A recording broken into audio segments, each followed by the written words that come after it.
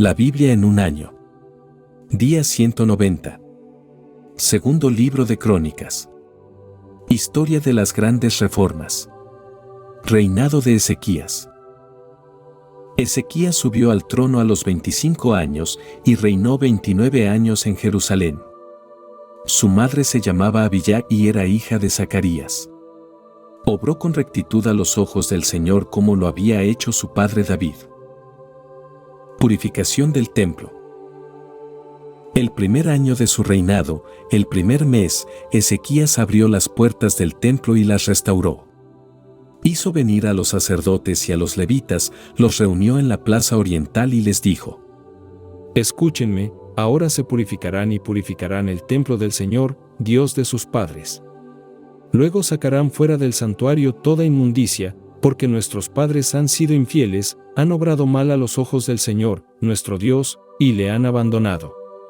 Han apartado su rostro del santuario del Señor y le han vuelto la espalda, han cerrado las puertas del vestíbulo, han apagado las lámparas, no han ofrecido incienso ni holocaustos en el santuario al Dios de Israel. Por eso la ira del Señor ha recaído sobre Judá y Jerusalén y les ha hecho objeto de terror, de estupor y de escarnio, como ustedes mismos comprueban con sus ojos. Y así nuestros padres han caído a filo de espada, y nuestros hijos, nuestras hijas y nuestras mujeres se hallan en cautiverio por la misma razón. Ahora yo he decidido establecer una alianza con el Señor, Dios de Israel, para que se aleje de nosotros el ardor de su ira. Hijos míos, ahora no sean negligentes porque el Señor los ha elegido para que permanezcan en su presencia, para servirle, para ser sus ministros y para ofrecer incienso. De inmediato se levantaron los levitas Mahat, hijo de Amasai, y Joel, hijo de Azarías, de entre los hijos de Keat, Quis, hijo de Abdi, y Azarías, hijo de Jealelel, de los hijos de Merari, Joach, hijo de Simá, y Edén, hijo de Joach, de los hijos de Gersón, Simbi y Jeiel, de los hijos de Elisafán, Zacarías y Matanías, de los hijos de Asaf, Jehiel y Semi, de los hijos de Emán, Semaías y Uziel, de los hijos de Yedutún. Estos reunieron a sus hermanos y se purificaron. Luego entraron, según el mandato del rey y la palabra del Señor, para purificar el templo. Los sacerdotes entraron en el interior del templo para purificarlo, sacaron fuera, al atrio del templo, todas las cosas impuras que encontraron en el santuario. Y los levitas las recogieron para llevarlas fuera, al torrente Cedrón. El día primero del primer mes comenzaron la purificación. El día octavo llegaron al pórtico del Señor.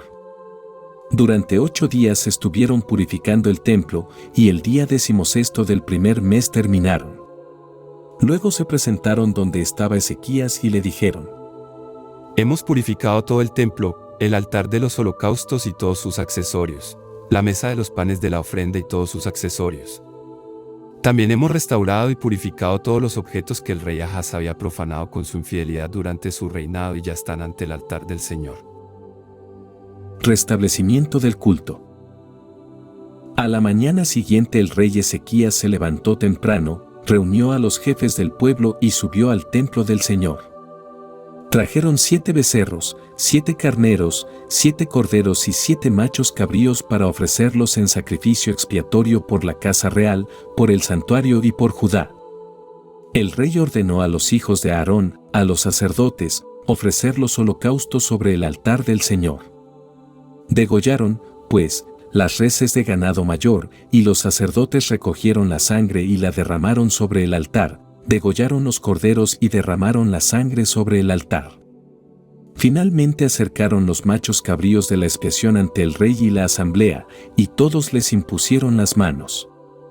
Los sacerdotes los degollaron, y como sacrificio por el pecado, esparcieron su sangre sobre el altar para hacer la expiación por todo Israel, pues el rey había ordenado el holocausto y el sacrificio expiatorio por todo Israel.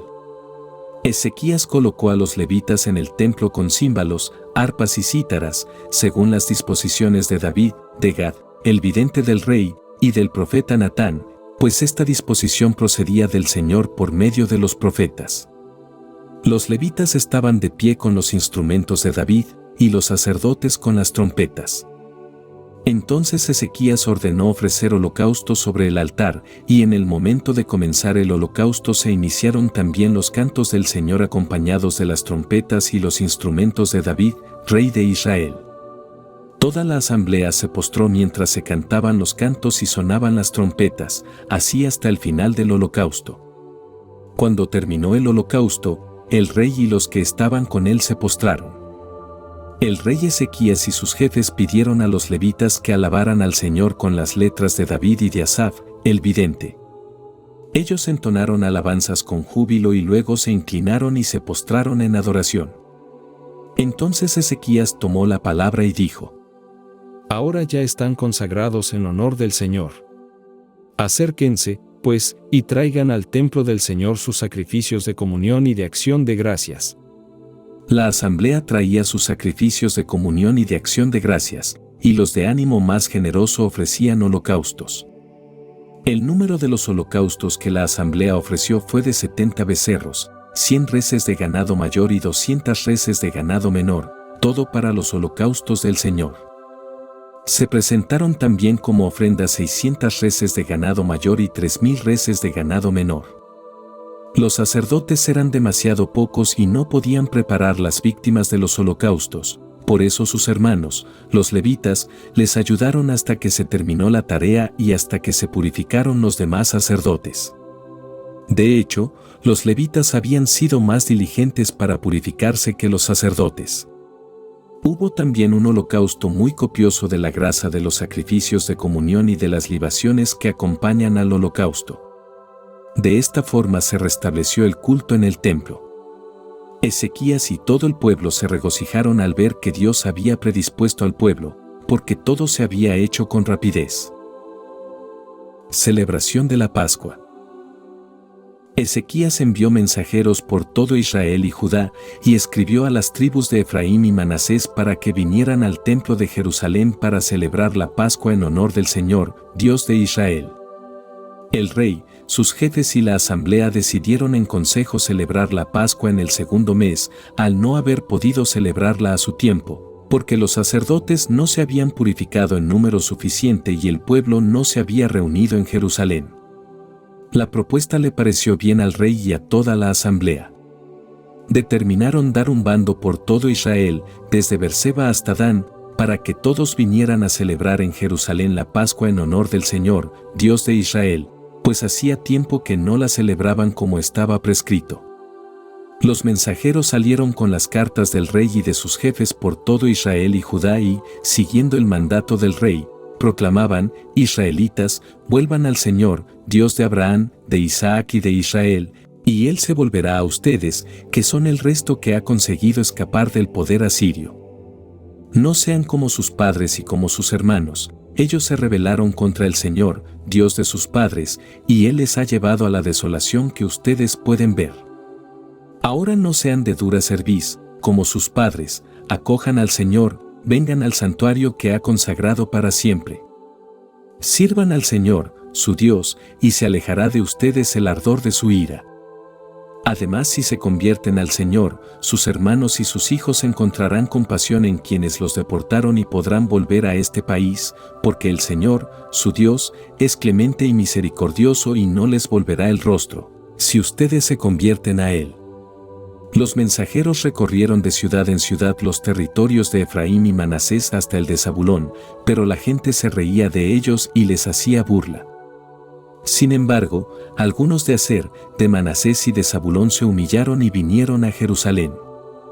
También en Judá se notó la mano de Dios que les infundió una voluntad unánime para seguir el mandato del rey y de sus jefes, según la palabra del Señor. Así se reunió en Jerusalén una gran muchedumbre para celebrar la fiesta de los ácimos en el segundo mes. Era una asamblea muy numerosa. Enseguida fueron a derribar los altares que había en Jerusalén y todos los altares donde se quemaba incienso, y los arrojaron al torrente Cedrón. Luego, el día 14 del mes segundo inmolaron la Pascua. Los sacerdotes y los levitas, llenos de compasión, se purificaron para poder presentar holocaustos en el templo. Ocuparon sus puestos según las normas de la ley de Moisés, hombre de Dios. Los sacerdotes hacían la aspersión con la sangre que recibían de manos de los levitas. Como muchos de la asamblea no se habían purificado, los levitas se ocupaban de inmolar las víctimas pascuales de los que no tenían la pureza exigida para consagrarlas al Señor. En realidad muchos del pueblo que venían de Efraín, de Manasés, de Isaacar y de Zabulón no estaban purificados, pues habían comido la Pascua sin hacer lo que estaba prescrito. Ezequías intercedió por ellos diciendo: Que el Señor, que es bueno, perdone a todo el que tenga el corazón dispuesto a buscar a Dios, al Señor Dios de sus padres, aunque no tenga la pureza requerida para el santuario. El Señor escuchó a Ezequías y perdonó al pueblo. Los israelitas que se encontraban en Jerusalén celebraron la fiesta de los ázimos durante 7 días con alegría grande, y los sacerdotes y levitas alabaron día tras día al Señor con los instrumentos que sonaban en su honor. Ezequías habló a los levitas que habían demostrado mayor conocimiento del Señor. Durante 7 días participaron en el banquete solemne, ofrecieron sacrificios de comunión y alabaron al Señor, Dios de sus padres. Toda la asamblea decidió en consejo prolongar la fiesta 7 días más, y así lo hicieron con gran alegría. Ezequías había entregado a la asamblea 1000 novillos y 7000 ovejas, y los jefes, otros 1000 novillos y 10,000 ovejas. Los sacerdotes se habían purificado en gran número. Toda la asamblea de Judá estaba contenta con la fiesta, así como los sacerdotes, los levitas, los grupos venidos de Israel, los refugiados de Israel y los habitantes de Judá. Había una alegría tan grande en Jerusalén como no se había visto en la ciudad desde el tiempo de Salomón, hijo de David, rey de Israel. Los sacerdotes y los levitas se levantaron y bendijeron al pueblo. Su voz fue escuchada y su plegaria llegó hasta lo más alto, hasta la santa morada de Dios en los cielos. Job. Desprecio de la sabiduría de Job. Eliú continuó su discurso diciendo: Escuchen, sabios, mis palabras, préstenme atención, hombres doctos, pues el oído distingue las palabras como el paladar saborea los manjares. Examinemos nosotros mismos lo que es justo, sepamos entre nosotros lo que es bueno. Porque Job ha dicho: yo soy justo, pero Dios me niega el derecho. Si invoco mi derecho, paso por mentiroso, mi herida es muy grave sin haber pecado. ¿Qué hombre hay como Job que bebe las burlas como agua, que acude en compañía de los que obran mal y camina con los impíos? Pues dice: nada gana el hombre con buscar la complacencia de Dios.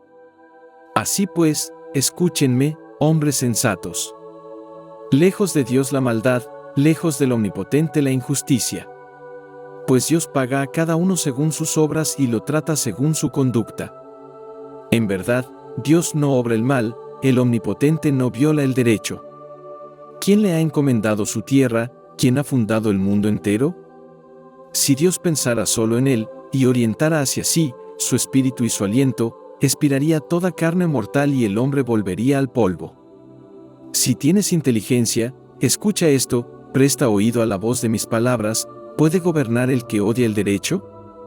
¿O vas a condenar tú al más justo, al que puede decir malvado, al rey impíos, a los nobles, al que no tiene preferencias por los príncipes, ni distingue al rico sobre el pobre porque todos son obra de sus manos? En un instante mueren, que en medio de la noche el pueblo se amotina y desaparecen, eliminando a los tiranos sin esfuerzo.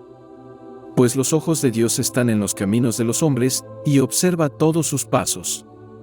No hay tinieblas ni sombras donde los que obran el mal puedan esconderse. No le asigna un plazo al hombre para que comparezca en juicio ante Dios. Destroza a los poderosos sin previo examen, y pone a otros en su lugar. Porque conoce sus obras, en una noche los remueve y los destroza. Como a impíos los azota a la vista de todos, pues dejaron de ir tras él, no quisieron entender sus caminos. Han hecho que llegara a Dios el clamor del débil, y que escuchara el grito de los pobres. Si Dios no interviene, ¿quién podrá condenarlo? Si esconde su rostro, ¿quién podrá percibirlo? Él está sobre las naciones y sobre los individuos, evitando que reine un impío de los que engañan a los pueblos. Si uno dice a Dios: he soportado el castigo, ya no obraré mal, que hasta que consiga ver, instrúyeme, si he obrado mal, no lo haré más. ¿Debe Dios retribuir según tu parecer, porque tú no estés de acuerdo? Puesto que tú puedes elegir, no yo, di, al menos, lo que sabes. Los hombres más sensatos me dirán, y también el sabio que me escuche, Job habla sin conocimiento, sus palabras no son razonables. En verdad Job ha de ser examinado a fondo por sus respuestas, propias de un malvado, porque añade a sus pecados un delito, que ante nosotros bate palmas y multiplica sus palabras contra Dios. Hechos de los Apóstoles. Timoteo acompaña a San Pablo. Llegó a Derbe y Listra, donde había un discípulo que se llamaba Timoteo, hijo de mujer judía creyente y de padre griego, que contaba con el testimonio de los hermanos de Listra e Iconio. Pablo quiso que marchara con él. Se lo trajo y lo circuncidó a causa de los judíos de aquellos lugares, porque todos sabían que su padre era griego. Visita a las iglesias de Asia. Conforme atravesaban las ciudades, les entregaban, para que las observasen, las decisiones dictadas por los apóstoles y los presbíteros de Jerusalén. Las iglesias se robustecían en la fe y aumentaban en número día a día. Atravesaron Frigia y la región de Galacia, porque el Espíritu Santo les había impedido predicar la palabra en Asia. Llegados cerca de Misia, intentaron ir a Bitinia, pero el Espíritu de Jesús no se lo permitió. Entonces atravesaron Misia y bajaron hasta Troade. Esa noche Pablo tuvo una visión, un macedonio estaba de pie y le suplicaba diciendo: Ven a Macedonia y ayúdanos. En cuanto tuvo la visión, intentamos inmediatamente pasar a Macedonia, convencidos de que Dios nos había llamado para anunciarles el Evangelio. Paso a Macedonia. Haciéndonos a la mar, fuimos desde Troade derechos a Samotracia, al día siguiente a Neápolis, y de allí a Filipos, que es la primera ciudad de la región de Macedonia y colonia romana. En esta ciudad permanecimos varios días. Conversión de Lidia. El sábado salimos fuera de la puerta de la ciudad, junto al río, donde pensábamos que se tendría la oración.